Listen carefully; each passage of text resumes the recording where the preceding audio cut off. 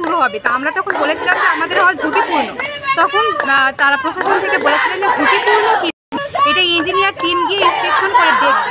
কিন্তু আমরা আশা করেছিলাম ইঞ্জিনিয়ার টিম পরের সকালে আসবে, কিন্তু পরবর্তী 2 দিন চলে গেল, এখন পর্যন্ত ইঞ্জিনিয়ার টিম আসে নাই। আজকে 2 জন লোক গিয়েছিলেন, তারা হচ্ছে আমিন, তারা হলের বাহিরে মানে মাপজোক করার জন্য গিয়েছিলেন, ইঞ্জিনিয়ার থেকে কোনো টিম যান নাই। তারপরে আমি প্রফেসরের সাথে কথা বলি, উনি বললেন যে দক্ষ ইঞ্জিনিয়ার দ্বারা আর কি ইন্সপেকশন করতে হবে, এই জন্য আমরা কাল পরশু ব্যবস্থা করতে পারি কিনা দেখি। তো ওনারা আসলে মানে কীভাবে মানে কী চাচ্ছেন আমরা জানি না, আমাদেরকে আশ্বাস দিচ্ছেন।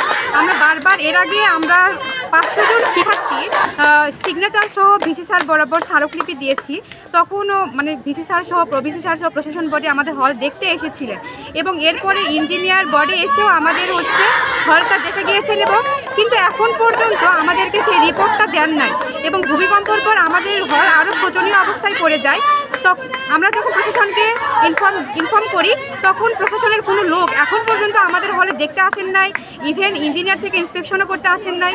এখন ওনারা আসলে কী চাচ্ছেন ক্লিয়ারলি কোনো কিছু বলছেও না, ওনারা শুধু মানে বলছেন যে মনমোহন হলের সমস্যা এটা ওনারা বলছেন, সমাধান কি এটা ওনারা বলছেন না।